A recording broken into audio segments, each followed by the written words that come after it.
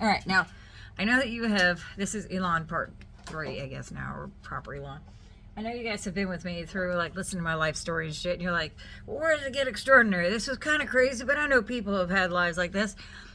I'm telling you all this right now, all this background stuff, so that you understand the things that made me the person I am, so that when I tell you all the crazy fucking shit, you're going to be like, oh, I understand. So this is where it really starts getting fucking crazy, because at this point, a child, a 16-year-old little girl, have had fucking enough of adults, of their adult bullshit world, of their fucking lies, of their double standards and everything else. And I ran with all my heart and soul in the middle of the fucking night with 30 other kids. I broke the fucking system. Like I said, it wasn't just me, but I broke the fucking system. I was part of it. And we all ran. And they did come after us, a bit of staff. But, you know, I was smart. I ran in the other direction. Other kids ran up the road. Other kids ran, you know, these are city kids. They're afraid of the fucking forest and the woods. Now, as an adult, looking back, I probably was a little braver than I should have been, because I forgot that the woods of Maine have bears and shit like that, and wildcats and mountain lions and such. I'm from coastal Connecticut. Fuck do I know about that stuff? I know about possums and raccoons and squirrels and cows and stuff. Horseshoe crabs. I didn't know about all that shit, but I took off, and I fucking went off to the cornfields, and I hid in a shrubbery at the edge of the cornfield, because I knew if I made too much noise or breathed too heavy, I could be heard and found. This is just basic survival shit, but my grandfather did teach me a lot of cool stuff when I was a kid, even though it was not intentional, all of it, but a lot of it was. So I'm sitting there not breathing in the thing, and I see some people walking by, like hunting parties, looking for us and shit. So I wait, because once they pass, and they're a good way past, my idea is to go to the other direction, get into the cornfields, and then find my way down below the rows, because they weren't tightly packed like they are today. And Mandy? And I was going to go ahead and, sneak my way into the forest once they and their flashlights were gone, because I can't be out there all night, because, there's 150 kids total, only 31 of us ran away. So 720 kids to keep after, which I found out later that since all the staff was gone, there's like one person watching it. Like half of the other fucking kids ran away too. Like they just darted, or they were out there just doing whatever shit they wanted to do, smoking fucking weed. Just it was chaos, and it was good. It was good to break the system. So I run off, and I don't know if I want to use her real name. She might be like a professional person, but this girl I went to school with, we'll call her. It's a common name, Mary. Okay, let's just call her Mary. I hear her crying. I didn't even know she was part of the split contract, really. And I hear her crying, and and so I, drag her into the bushes. She's like, "Whoa!" And I put my hand over her mouth, like some fucking crazy murder scene, like. And I get her down. I'm like, "Shh, don't breathe." And she was breathing really loud, and I was like, "Man, this bitch is gonna get us caught." And she happened to be African American. And I only point this out because we are in rural Maine in the 80s. You know what I mean? There weren't a whole lot of African American folks. And so me and Mary, as we'll call her, with the lawn, you got to be fucking titchy about people whose names you mentioned. Some of them are senators and Republicans, and a lot of them are Republicans, which is kind of weird, but senators and representatives and governors and shit like that were in Maine with me. And before. So this particular one I know isn't a senator or representative or anything, and we'll call her Mary. So Mary and I, we go off through the woods, and Mary is from, like, I don't know, Minnesota or Michigan or something, crazy. Like, I know where she's from, but somewhere over there. Okay.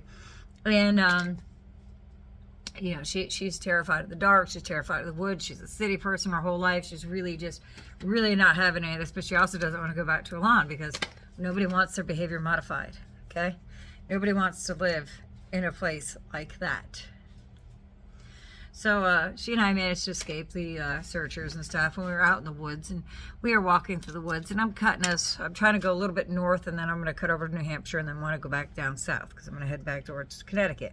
My idea at this point was just, my grandmother was a nutcase, but she would have fucking took me in and held me away from these people, and they're my stepfather and his machinations of convincing my mom I'm some evil terrorist that needs to be locked away somewhere. And I'd had enough. She'd always offered to send me to Europe for school, and I was like, fuck yeah, I was just going to be like, let's do it, if I got out of there. So I got out of there, and I went to New Hampshire, and then wanted to go back down south, because I'm going to head back towards Connecticut. My idea at this point was just, my grandmother was a nutcase, but she would have fucking took me in and held me away from these people, and they're fucking evil terrorists that needs to be locked away somewhere. And I'd had enough. She'd always offered to send me to Europe for school, and I was like, fuck yeah, I was just going to be like, let's do it, if I got out of there. They never broke me. I just want you to know that. They never did. So she and I get off in the woods, and we finally find a clearing sometime later. We have no water, we have no food, we have no money, you know. But I'm sure our description was put out on the APB, all of ours. And so we found this construction site, you know, so we go like chill inside. The house is beautiful. I'll never forget this. It was a beautiful, bright, full moon. Like, we didn't even plan that part.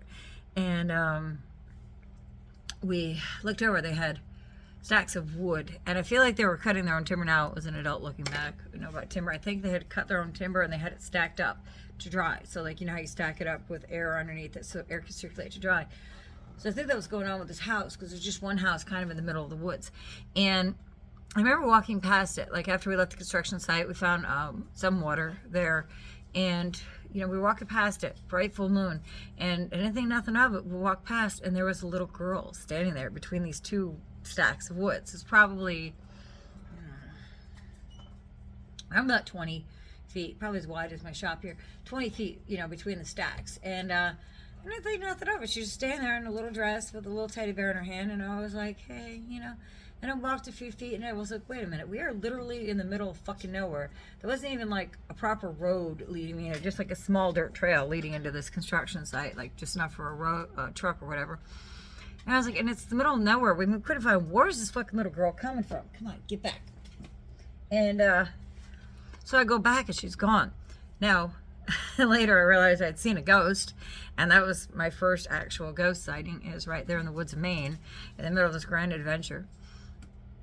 Morning eventually comes. We're fucking tired, so we see a school, like a bunch of kids waiting for a school bus. So this is where we got fucked off. Our bright idea was to just appear with them, and like we lied and said we were new to the school. Now, see, if somebody told me that, I would have been like, oh cool, hey, I'm blah blah blah. Not these bitches. They're like, well, where do you live and where'd you move to? And I'm like, oh, our family's building a house over here and blah blah blah.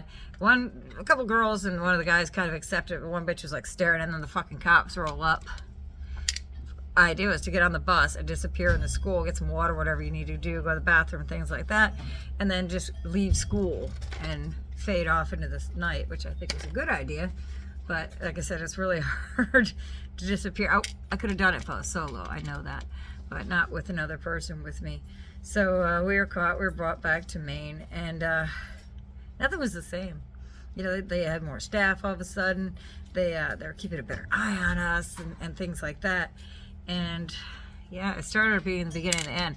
And that was 1989 was when I got there. So 1980, oh fucking old, 15. No, 1987 is where I got there. 1988 is when I left. And I want to say, but like the early 1990s, the place was fucking gone. And I've seen people go explore there, like urban explorers go explore the place, and it's like somebody just came along and arrested everybody in the middle of doing their shit. There's papers everywhere, there's files, there's furniture, everything is there. Like the philosophies are still on the wall and shit like that. So yeah, place is fucking creepy. I tried to go back home. I did move in with my grandmother because I just could not. I couldn't be in a house full of fucking traitors, you know? And try to go back to high school again, which is weird because I got a high school diploma from them, from Heinhenge School. But it wasn't enough credits to go to school anywhere outside of Maine. And so I tried to go back to Maine and thought about going to college up there. Ended up staying with the school's psychiatrist for a couple months, but it was kind of creepy. I learned later that he had had an affair with another 16-year-old girl in the school. That's so much fun chimes. Her name was, probably shouldn't say her name either. Her name is P. So I run up with Mary later on again in life, maybe another year or so from there, because she ended up staying in New England, but that's for another story. Till then, have fun. I'm going to make more stories, but that's it for this one.